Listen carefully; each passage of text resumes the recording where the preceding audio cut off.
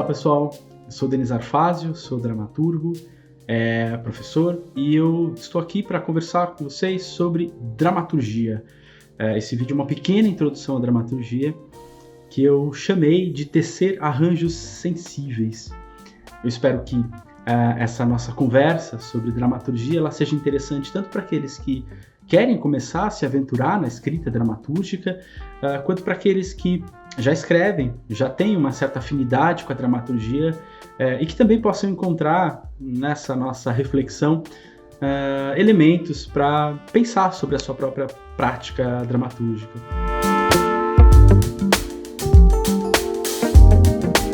Eu dei um nome de tecer arranjos sensíveis a essa nossa conversa, porque de alguma forma esse nome ele representa para mim parte importante do que eu penso sobre dramaturgia.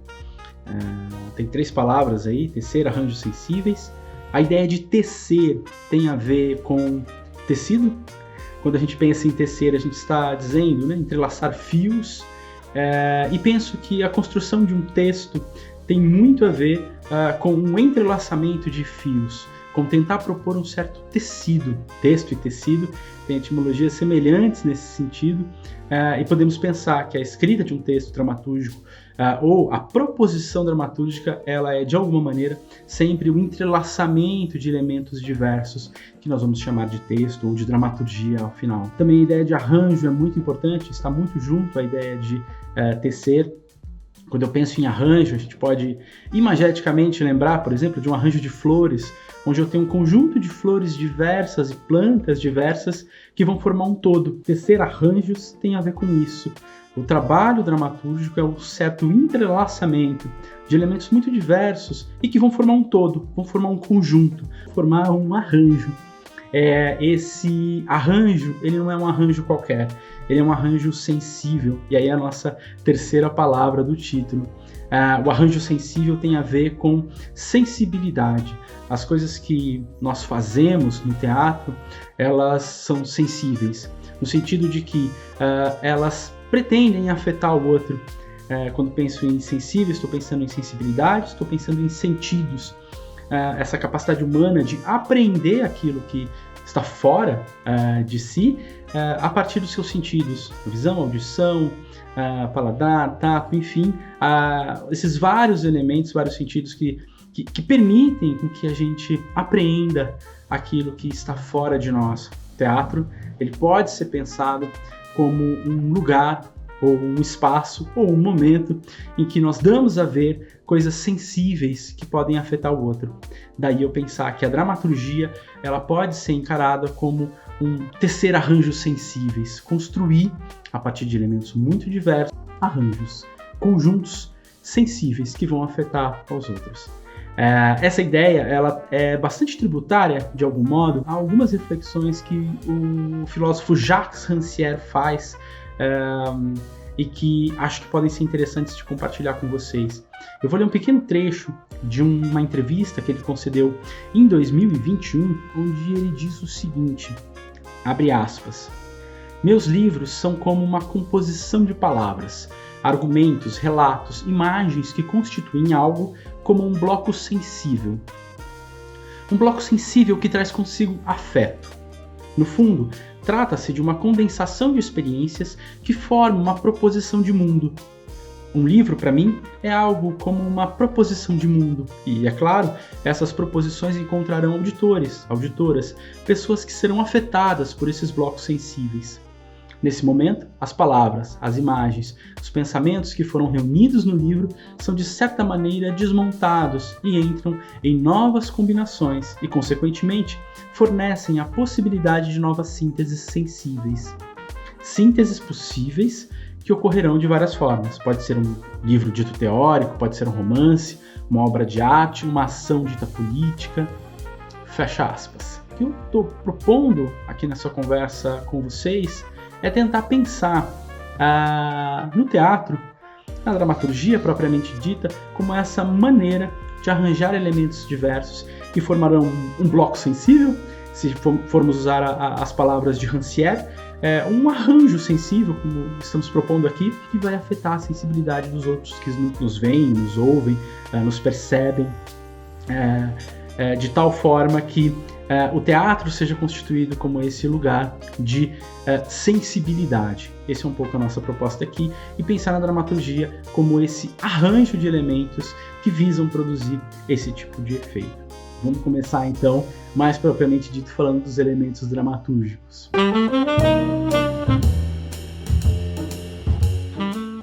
O que muitos de vocês devem estar procurando nesse vídeo algumas respostas de como começar a escrever, ou por onde eu preciso olhar para começar a escrever, ou propor uma dramaturgia. E algo importante a dizer já logo de início é que há muitas formas de se propor uma dramaturgia, ou de se escrever um texto para um teatro. Há maneiras infinitas de se começar um texto propriamente dito, ou se propor uma certa dramaturgia para uma peça, não necessariamente textual. Algo importante, de toda forma, é a gente tentar entender que o teatro é uma certa forma, no sentido de que ele propõe uma certa linguagem. E essa linguagem, essa forma, ela respeita ou ela tensiona, no mínimo, alguns parâmetros.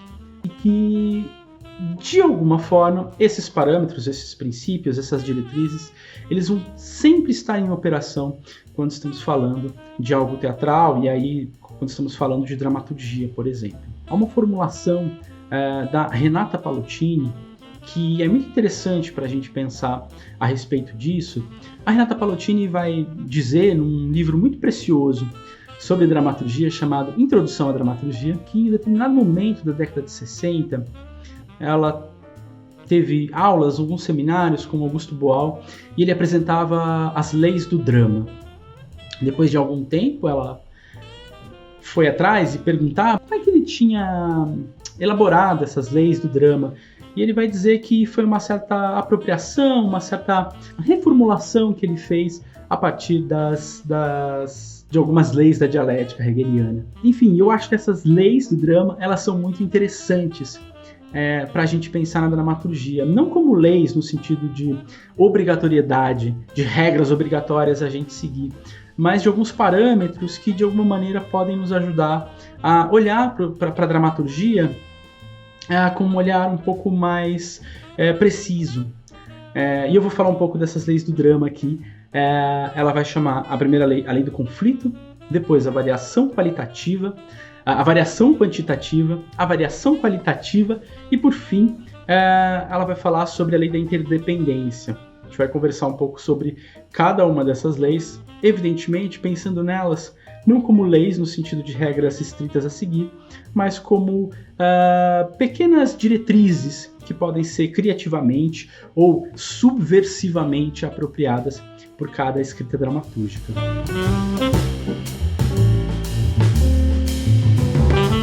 Vamos lá então para pensar na ideia de conflito. Claro, quando pensamos em conflito, nós estamos imaginando já a princípio a clássica formulação de conflito dentro do drama, que é a noção de que um certo encontro entre vontades divergentes. O que significa isso? Uma determinada peça de teatro em que uma personagem ela tem uma certa vontade, ela quer fazer algo, e ela encontra em seu caminho uma pessoa que quer fazer algo diferente dela, ou oposto ao que ela quer fazer.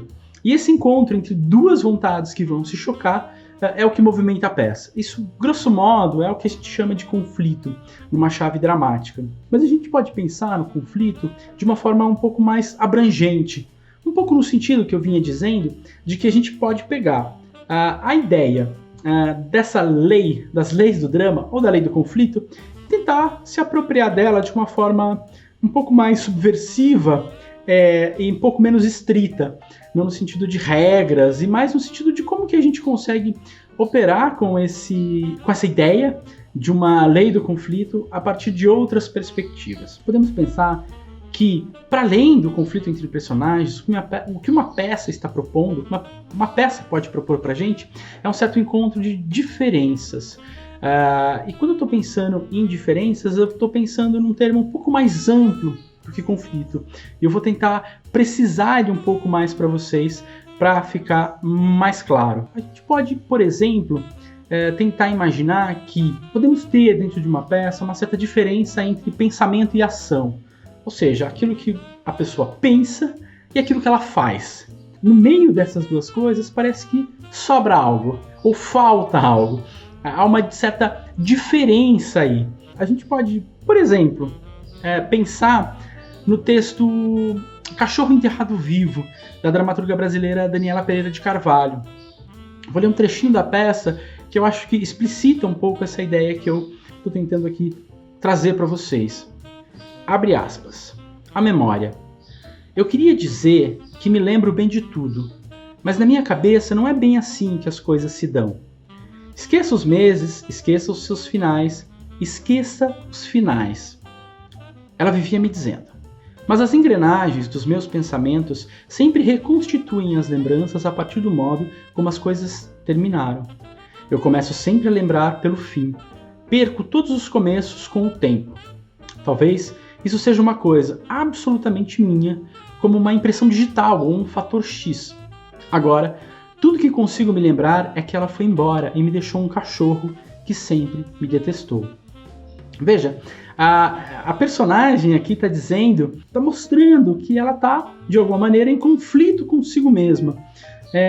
Nesse trecho específico da peça não há necessariamente uma outra pessoa que está produzindo determinado conflito com ela, mas há uma distância, há uma diferença entre a personagem e ela mesma, que gera um certo antagonismo, vamos dizer assim. Ela se lembra das coisas, mas ela se lembra de um modo muito diferente do que ela supõe que as outras pessoas lembram. Ela lembra como as coisas terminaram, mas para compreender a lembrança como um todo, ela precisaria lembrar de muito mais. Essa particularidade da personagem de lembrar de coisas a partir do seu fim vai fazer com que haja alguns problemas, alguns conflitos, algumas distâncias, algumas diferenças, e são nesses intervalos, nesses conflitos, nessas diferenças, vamos dizer assim, que é esse modo, como eu estou tentando chamar de uma forma um pouco mais abrangente, a ideia de conflito, é que a peça vai se movimentar. Nós podemos pensar ainda, quando estamos falando nesse campo das diferenças que se dão no interior da própria linguagem. Por exemplo, eu tenho 2 ou 3 personagens. Cada um deles fala de um modo muito diferente. Cada um deles tem uma linguagem muito diferente. Cada um deles tem uma forma de falar e de se referir às coisas diferente, com um vocabulário próprio. Há personagens, por exemplo, que falam as coisas com reticências, vão dizer uma coisa e não dizem. Há personagens que constroem frases muito longas, há personagens que constroem frases muito curtas. E a partir dessa diferença entre as linguagens, a peça também se movimenta, a peça também se constitui. Nós podemos pensar que linguagens diferentes se encontrando também produzem uma peça de teatro, também possuem um arranjo sensível. E vocês devem estar percebendo que eu estou enfatizando essa ideia de diferença para a gente tentar sair da noção de conflito e tentar trabalhar com coisas um pouco mais amplas e um pouco mais maleáveis do que simplesmente um encontro de vontades divergentes, que é essa definição mais tradicional da ideia de conflito. Eu estou tentando pensar aqui com vocês uma ideia de teatro e de dramaturgia como um encontro de diferenças. Mais ou menos isso.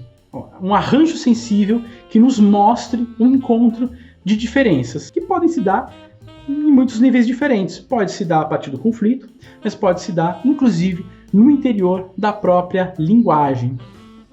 Essa ideia de produção de diferenças, ela é bastante importante porque ela nos diz que uma certa imagem, um certo signo dentro de uma peça de teatro, ela nunca ganha sentido sozinho. Ela sempre ganha sentido, uma certa imagem, vamos chamar assim, a partir do confronto com o seu antagônico, a partir de uma certa oposição. Um exemplo mais ou menos banal é que eu consigo pensar na vida, dificilmente eu consigo pensar na ideia de vida sem pensar na ideia de morte também, na sua oposição. Eu dificilmente consigo dimensionar a ideia de prazer sem também, de alguma maneira, pensar na ideia de dor. Ou seja, são binômios não necessariamente contraditórios e que me ajudam a perceber certas coisas a respeito da nossa vida.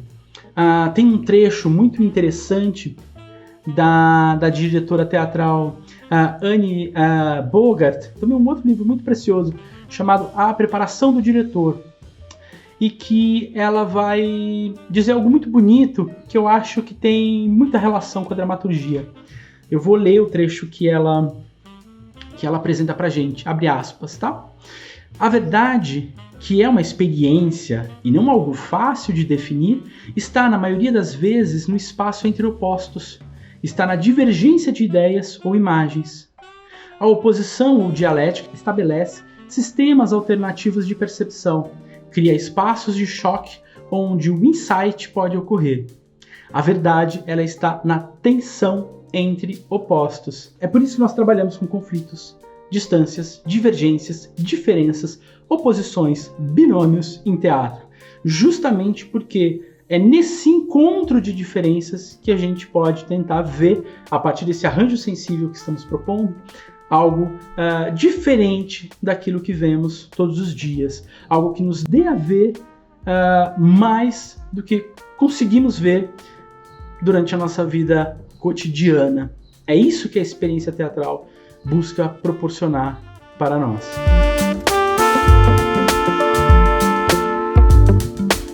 A segunda e a terceira lei dramatúrgica que a Renata Palottini nos apresenta é a variação qualitativa e quantitativa. Essas duas ideias elas estão muito próximas, funcionam em comunhão de algum modo. E elas têm a ver com a noção de mudança. Quando eu estou propondo uma dramaturgia, quando estou tecendo arranjos sensíveis, a partir do encontro de diferenças, eu preciso mostrar mudança.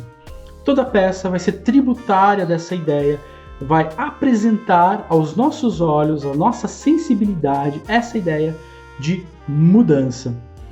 Qualquer peça de teatro vai tensionar com essa noção.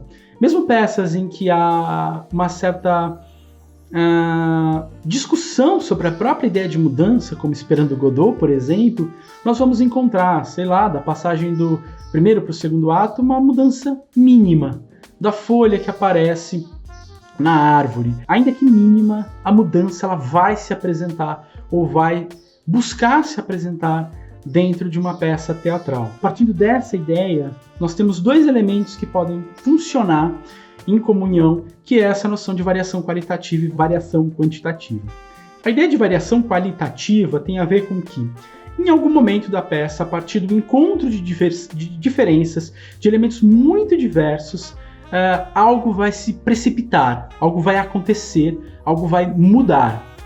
E para isso acontecer, ou seja, para as coisas mudarem qualitativamente, ou seja, variação qualitativa, eu vou precisar de um conjunto de elementos ao longo de toda a peça, elementos muito diversos se encontrando quantitativamente várias e várias vezes para que essa mudança se produza, ou seja, variação quantitativa.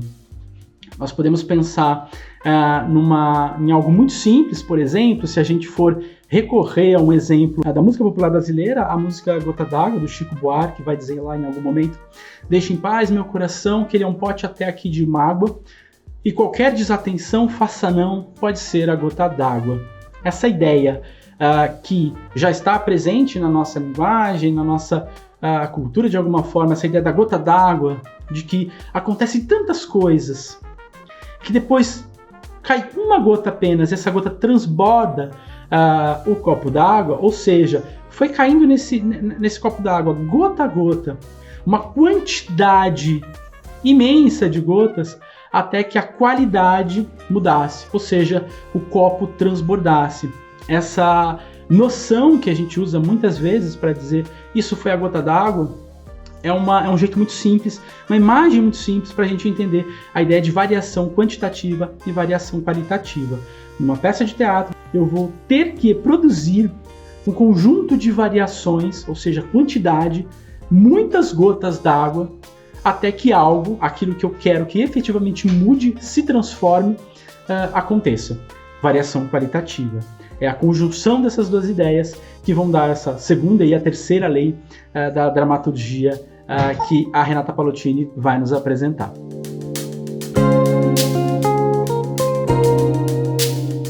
E por fim, a quarta lei que Palottini vai apresentar é a lei da interdependência, e que realmente é muito forte muito importante dentro da tessitura dramatúrgica. Interdependência significa que um arranjo sensível, uma peça de teatro, ela é a conjugação de um monte de elementos muito diversos. Esses elementos muito diversos, como a gente já viu, eles precisam ser dependentes uns dos outros. Ou seja, eu preciso de fato tecer esses vários fios da minha peça para que eles formem um todo único, um conjunto. Tudo que eu for colocar dentro da minha peça de teatro precisa estar dentro de um sistema de relações de dependência. Eu coloco uma imagem para ela poder reiterar alguma imagem que eu já coloquei. Uma peça de teatro, por maior que ela seja, ela é um esforço de condensação de uma certa experiência. Eu preciso fazer essa condensação a partir da interdependência de diversos elementos. Eu não posso colocar uma coisa na minha peça, uma imagem, uma cena, um personagem, que nada tenha a ver com aquele conjunto de relações ou com aquela imagem que eu estou trabalhando dentro da peça. Essa é a noção de interdependência. Eu preciso olhar para todos os elementos que eu coloco na minha peça e todos eles precisam funcionar juntos. Nós podemos pensar, por exemplo, na ideia de um imã.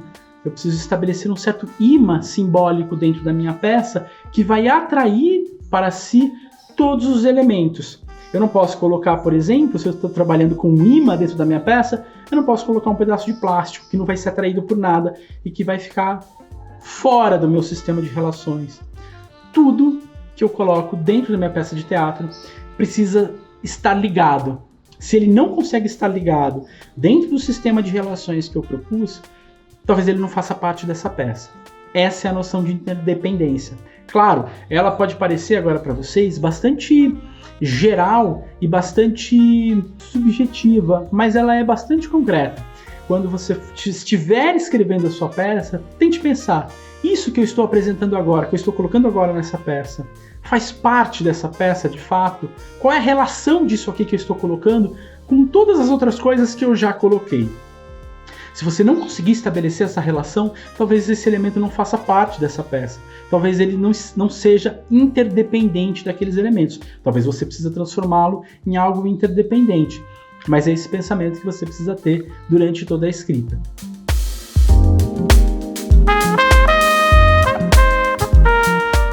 Bom, e a pergunta que alguns de vocês devem estar se fazendo nesse momento é: ok, entendi como que funciona as leis do drama, eu entendi como que é a estruturação de uma peça e naquilo que eu preciso pensar, mas como é que eu começo a escrever uma peça de teatro? Qual é o meu ponto de partida? E aí, retomando algo que já apresentei aqui para vocês, qualquer ponto de partida é válido para a escrita de uma peça de teatro. Por exemplo, eu posso começar a escrever uma peça de teatro a partir de uma notícia de jornal que eu li, que me afetou, e eu acho que a partir daqueles elementos que estão na notícia de jornal sobre algum acontecimento estranho, aquilo tem algo de dramatúrgico, eu posso talvez fazer uma peça a partir daquilo. Posso começar por aí. Eu posso começar a partir de um tema que me afeta muito e que para mim é muito caro e que eu quero escrever algo a respeito disso.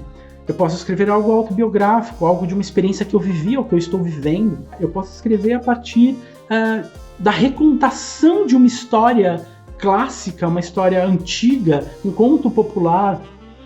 Eu posso partir de qualquer lugar. Importante é pensar que parta do lugar que mais te afete.